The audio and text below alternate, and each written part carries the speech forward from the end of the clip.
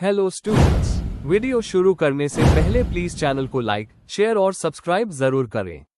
एक important information, अगर आपको इस वीडियो के नोट्स चाहिए तो डिस्क्रिप्शन बॉक्स में दिया गया डाउनलोड लिंक चेक करें।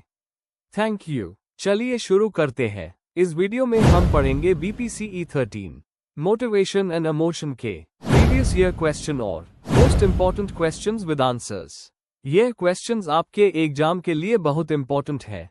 अगर आपने ये अच्छे से कर लिए तो एग्जाम निकलना पक्का है। Let's begin. Question 1, explain the various models of need. Question explanation. इस क्वेश्चन में हमें अलग अलग मॉडल्स को एक्सप्लेन करना है जो ह्यूमन नीड्स और मोटिवेशन को डिस्क्राइब करते हैं। हमें बताना है कि ये मॉडल्स इंसान के बिहेवियर को कैसे समझाते हैं, किस तरह से नीड्स को क्लासिफाई करते हैं और साइकोलॉजी में इनकी क्या एप्लीकेशंस है। इंपॉर्टेंट मॉडल्स जैसे मैस्लो, मरी और एल्डिफेर को कवर करना जरूरी है। आंसर। इंट्रोडक्शन। नीड्स इंसान के अंदर की वो रिक्वायरमेंट्स हैं जो उसके बिहेवियर को ड्राइव करती है। ये सर्वाइवल, ग्रोथ और साइकोलॉजिकल वेलबीइंग के लिए इंपॉर्टेंट होती है। साइकोलॉजिस्ट्स ने अलग अलग मॉडल्स दिए हैं जो एक्सप्लेन करते हैं कि इंसान का बिहेवियर किस तरह से नीड्स के बेसिस पर शेप होता है। ये मॉडल्स एजुकेशन, वर्क और मेंटल हेल्थ जैसे फील्ड्स में बहुत यूजफुल होते हैं। सबसे फेमस मॉडल्स में मैस्लो का हायरार्की ऑफ नीड्स, मरी का सिस्टम ऑफ नीड्स और एल्डिफेर का ERG थियरी आती है। Main body. 1. Maslow's hierarchy of needs. Abraham Maslow 1943 ने एक हायरार्की ऑफ नीड्स का मॉडल दिया था। इसमें उन्होंने बताया कि नीड्स एक लेडर की तरह अरेंज्ड होती हैं, नीचे बेसिक नीड्स और ऊपर हायर साइकोलॉजिकल और growth related needs. 5 levels. Physiological needs खाना, पानी, नींद, shelter. Safety needs security, protection. Love and belongingness दोस्ती, relationship, प्यार। Esteem needs respect, recognition. Self-actualization अपनी पोटेंशियल को अचीव करना। Example, एक भूखा इंसान सबसे पहले खाना ढूंढेगा, रिस्पेक्ट या सेल्फ ग्रोथ बाद में सोचेगा। Limitation, हायरार्की रिजिड नहीं है, कभी कभी हायर नीड्स पहले एक्टिवेट हो जाती है। 2. मरी सिस्टम ऑफ नीड्स। हेनरी मरी 1938 ने साइकोजेनिक नीड्स का कॉन्सेप्ट दिया। उनके अकॉर्डिंग मल्टीपल नीड्स एक साथ काम करते हैं। कुछ इंपॉर्टेंट नीड्स। अचीवमेंट, नच, मुश्किल काम को कंप्लीट करने की इच्छा। अफिलिएशन, NAF, क्लोज रिलेशनशिप्स बनाने की नीड। पावर, NPOW, कंट्रोल और इन्फ्लुएंस करने की इच्छा। ऑटोनॉमी, इंडिपेंडेंस की नीड। मरी ने तट टेस्ट भी डेवलप किया था जिससे नीड्स को समझा जा सकता है। एग्जाम्पल, एक स्टूडेंट जो रात भर पढ़ाई करता है टॉपर बनने के लिए उसका अचीवमेंट नीड ज्यादा है। 3. ऑल्डिफर्स ERG थियरी। क्लेटन ऑल्डिफर 1969 ने मैस्लो के मॉडल को सिंप्लीफाई करके 3 कैटेगरीज बनाए। एग्जिस्टेंस नीड्स बेसिक मटेरियल और physiological requirements. Relatedness needs social और interpersonal relationships. Growth needs self development और पोटेंशियल को अचीव करना। इस मॉडल की खास बात यह है कि इंसान एक ही टाइम पे मल्टीपल नीड्स परस्यू कर सकता है। एग्जाम्पल, एक एम्प्लॉय प्रमोशन, ग्रोथ भी चाहता है और टीम बॉन्डिंग, रिलेटेडनेस भी। 4. मैक्लेलैंड्स नीड थियरी। डेविड मैक्लेलैंड ने बताया कि नीड सीखी जाती है कल्चर और एक्सपीरियंस से। 3 main needs. Achievement, NAC, success के लिए स्ट्राइव करना। अफिलिएशन, NAF, लोगों के साथ बॉन्डर बनाना। पावर, NPOW, इन्फ्लुएंस और लीडरशिप की नीड। ये थियरी ज्यादातर वर्क और लीडरशिप सेटिंग्स में उस होती है। कंक्लूजन। तो ओवरऑल मॉडल्स ऑफ नीड हमें इंसान के बिहेवियर और मोटिवेशन को समझने का एक फ्रेमवर्क देते हैं। मैस्लो ने हायरार्की दी, मरी ने मल्टीपल नीड्स बताई, एल्डिफेर ने 3 कैटेगरीज बनाई और मैक्लेलैंड ने लर्न नीड्स को हाईलाइट किया। ये सब मॉडल्स एक दूसरे को कॉम्प्लीमेंट करते हैं और हमें बताते हैं कि इंसान की नीड्स है उसके बिहेवियर और ग्रोथ का मेन ड्राइवर होती है।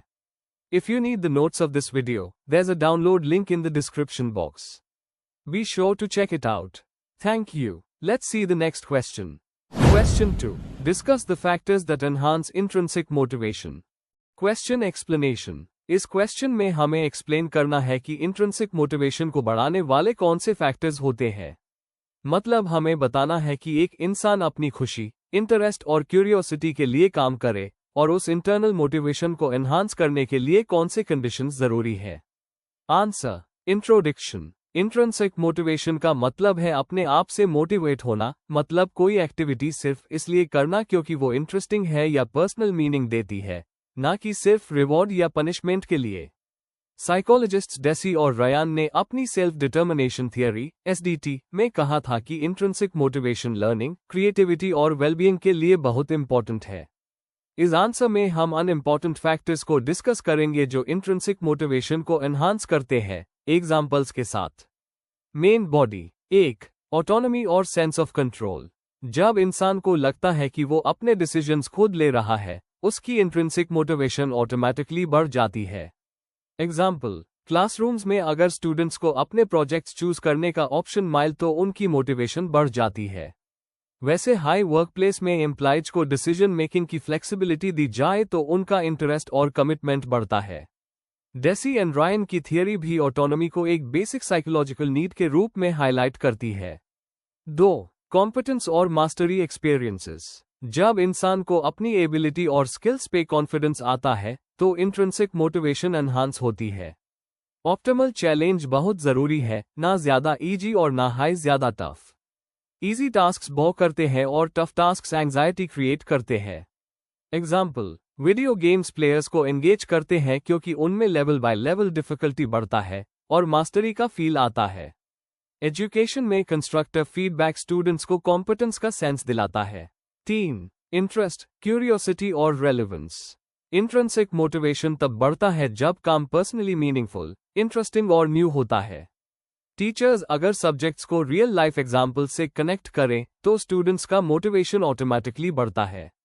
साइकोलॉजिस्ट बलिने ने क्यूरियोसिटी को एक स्ट्रॉन्ग इंटरनल ड्राइव माना है जो लर्निंग को नेचुरली एनहांस करता है। 4. पॉजिटिव फीडबैक और सपोर्टिव एनवायरनमेंट। जब फीडबैक पनिशमेंट के बजाय ग्रोथ और इंप्रूवमेंट पे फोकस करता है तो इंट्रिंसिक मोटिवेशन स्ट्रॉन्ग होती है। सपोर्टिव एनवायरनमेंट जहां पे रिस्पेक्ट, ट्रस्ट और एनकरेजमेंट हो, वो मोटिवेशन को लॉन्ग टर्म सस्टेन करता है। एग्जाम्पल, अगर पेरेंट्स और टीचर्स स्टूडेंट्स को न्यू स्किल्स ट्राई करने के लिए एनकरेज करें तो वो अपने आप से मोटिवेटेड रहते हैं। कंक्लूजन, इंट्रिंसिक मोटिवेशन को एनहांस करने के लिए ऑटोनॉमी, कॉम्पिटेंस, क्यूरियोसिटी और सपोर्टिव फीडबैक सबसे इंपॉर्टेंट है। जब इंसान काम इंटरेस्ट और खुशी से करता है तो वो ज्यादा क्रिएटिव, एंगेज्ड और प्रोडक्टिव होता है। मेरा मानना है कि एक्सटर्नल रिवॉर्ड्स के बजाय इंटरनल सेटिस्फैक्शन पे फोकस करना ज्यादा लॉन्ग टर्म सक्सेस और हैप्पीनेस देता है। If you need the notes of this video, there's a download link in the description box. Be sure to check it out. Thank you. Question 3. Explain the contribution of emotion towards thought process. Question explanation. इस question में हमें ये समझना है कि emotions हमारी सोच पर कैसे असर डालते हैं। हमें बताना है कि emotions decision making, memory, attention और क्रिएटिविटी को कैसे इन्फ्लुएंस करते हैं। थियरीज, एग्जाम्पल्स और प्रैक्टिकल एस्पेक्ट्स को भी एक्सप्लेन करना है। आंसर। इंट्रोडक्शन। इमोशंस मतलब वो फीलिंग्स जो किसी इवेंट या सिचुएशन के रिस्पॉन्स में आती है, और थॉट प्रोसेस मतलब रीजनिंग, प्रॉब्लम सॉल्विंग और डिसीजन मेकिंग की मेंटल एक्टिविटीज। साइकोलॉजी कहता है कि इमोशंस और थिंकिंग अलग अलग नहीं है, बल्कि दोनों डीपली कनेक्टेड होते हैं। डैनियल गोलमन ने इमोशनल इंटेलिजेंस की बात करके दिखाया कि इमोशंस डायरेक्टली हमारे कॉग्निटिव स्किल्स को अफेक्ट करते हैं। इसलिए अगर हमें ह्यूमन थिंकिंग समझनी है तो इमोशंस का रोल समझना बहुत जरूरी है। Main body. 1. इमोशन और अटेंशन। इमोशंस डिसाइड करते हैं कि हम किस चीज पर ध्यान देंगे। फिर हमें डेंजर पर अलर्ट बनाता है, जबकि हैप्पीनेस हमें ज्यादा ओपन माइंडेड बनाता है।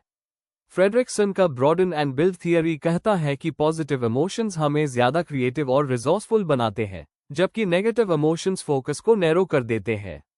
एग्जाम्पल, अगर एक स्टूडेंट एग्जाम के टेंशन में है तो वो सिर्फ मिस्टेक्स पर ध्यान देगा, लेकिन मोटिवेटेड स्टूडेंट अलग अलग सॉल्यूशंस एक्सप्लोर करेगा।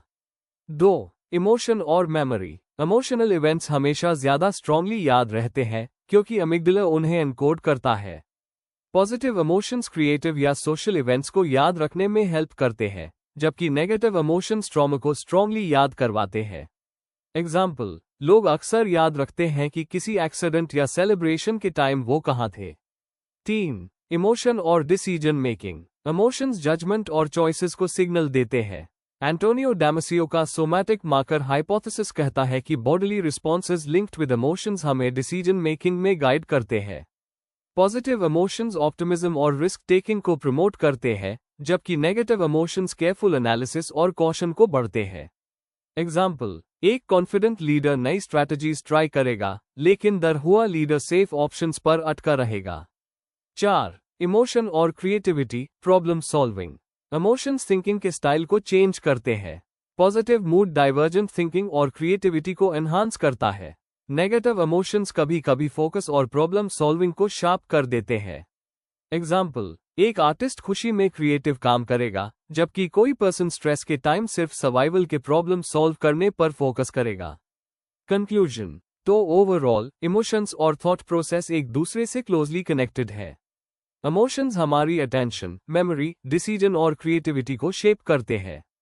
पॉजिटिव इमोशंस हमें एक्सप्लोर और इनोवेट करने देते हैं, जबकि नेगेटिव इमोशंस हमें सर्वाइवल टास्क्स पर फोकस करवाते हैं। इस रिलेशनशिप को समझना एजुकेशन और थेरेपी दोनों के लिए इंपॉर्टेंट है, क्योंकि ह्यूमन थिंकिंग कभी भी प्योरली लॉजिकल नहीं होती, उस पर इमोशंस का हमेशा असर होता है।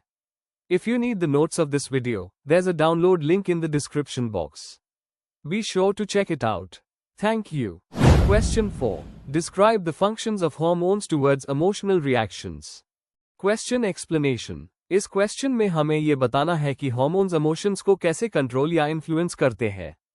हमें अलग अलग हार्मोन्स जैसे एड्रेनलिन, कोर्टिसोल, ऑक्सीटोसिन, सेरोटोनिन और उनके रोल को एक्सप्लेन करना है कि ये फियर, स्ट्रेस, लव, हैप्पीनेस जैसे इमोशंस को कैसे अफेक्ट करते हैं। आंसर। इंट्रोडक्शन। इमोशंस और बॉडी के बायोलॉजिकल प्रोसेसेस एक दूसरे से क्लोजली लिंक्ड होते हैं। हार्मोन्स एक तरह के केमिकल मैसेंजर्स होते हैं जो ग्लैंड से निकलते हैं और ब्लड के थ्रू बॉडी में सर्कुलेट होते हैं। ये सिर्फ बॉडी के फंक्शंस को नहीं, बल्कि इमोशंस को भी कंट्रोल करते हैं। हैप्पीनेस, फियर, एंगर और लव जैसे रिएक्शंस के पीछे हार्मोन्स का बड़ा रोल होता है। इस आंसर में हम देखेंगे कि एड्रेनलिन, कोर्टिसोल, ऑक्सीटोसिन और सेरोटोनिन जैसे हार्मोन्स इमोशनल रिएक्शंस को कैसे रेगुलेट करते हैं। Main body. 1. एड्रेनलिन और नॉरएड्रेनालिन का रोल, फियर और एंगर में। जब भी हम किसी स्ट्रेसफुल या डेंजरस सिचुएशन में होते हैं, एड्रीनल ग्लैंड्स एड्रेनलिन और नॉरएड्रेनालिन रिलीज करते हैं।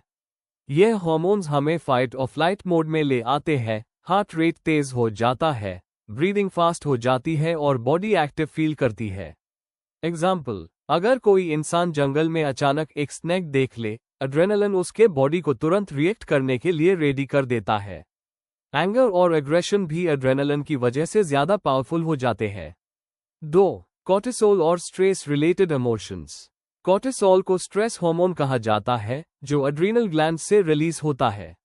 ये बॉडी को लॉन्ग टर्म स्ट्रेस हैंडल करने में हेल्प करता है, जैसे एनर्जी रेगुलेट करना और इम्यून सिस्टम मैनेज करना। अगर कोर्टिसोल हाई हो जाए, तो इंसान एंजाइटी, इरिटेबिलिटी और डिप्रेशन फील कर सकता है। एग्जाम्पल, एक स्टूडेंट जो एग्जाम्स के प्रेशर में है, उसके अंदर कोर्टिसोल हाई होने की वजह से कांस्टेंट वरी हो सकती है। लेकिन बैलेंस्ड कोर्टिसोल होना जरूरी है सर्वाइवल और नॉर्मल इमोशंस के लिए।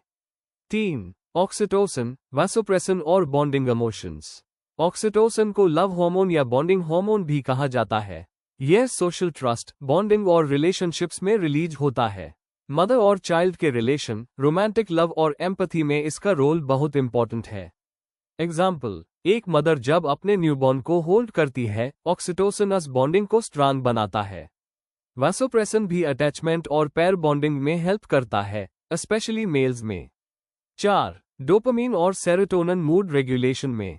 डोपामीन रिवॉर्ड और प्लेजर से लिंक्ड है। जब हमें कोई अचीवमेंट मिलता है, डोपामीन हैप्पीनेस और एक्साइटमेंट देता है। एग्जाम्पल, एग्जाम क्लियर करने के बाद जो सेटिस्फैक्शन और खुशी मिलती है, उसमें डोपामीन का रोल होता है। सेरोटोनिन मूड को स्टेबल रखता है और कामनेस लाता है। लो सेरोटोनिन होने पर डिप्रेशन और एंजाइटी बढ़ सकती है। दोनों का बैलेंस इमोशनल स्टेबिलिटी के लिए जरूरी है। 5. हार्मोनल इम्बैलेंस और इमोशनल डिसऑर्डर्स। अगर हार्मोन्स का बैलेंस बिगड़ जाए तो इमोशनल प्रॉब्लम्स हो सकती है। एग्जाम्पल, ज्यादा कोर्टिसोल होने पर डिप्रेशन डेवलप हो सकता है और लो सेरोटोनिन होने पर एंजाइटी का रिस्क बढ़ जाता है। इसी वजह से मेडिसिन्स जैसे एंटी डिप्रेसेंट्स भी न्यूरोट्रांसमीटर्स और हार्मोन्स को बैलेंस करने का काम करती है। इससे क्लियर होता है कि हार्मोन्स सिर्फ बॉडी फंक्शंस नहीं बल्कि हमारे इमोशनल लाइफ के मेन रेगुलेटर्स हैं। कंक्लूजन, हार्मोन्स इमोशंस के सबसे पावरफुल रेगुलेटर्स होते हैं। एड्रेनालिन और कोर्टिसोल हमें स्ट्रेस और डेंजर से बचते हैं, जबकि ऑक्सीटोसिन और डोपामिन हमें लव और हैप्पीनेस फील करवाते हैं। अगर हार्मोन्स इम्बैलेंस हो जाए तो इमोशनल प्रॉब्लम्स आती है, इसलिए उनकी स्टडी करना साइकोलॉजी और बायोलॉजी दोनों के लिए बहुत इंपॉर्टेंट है। Before we end, please like, share and subscribe the channel for more such study materials and one important information, अगर आपको नोट्स चाहिए तो डिस्क्रिप्शन बॉक्स में डाउनलोड लिंक दिया हुआ है, जरूर चेक करें। Thank you.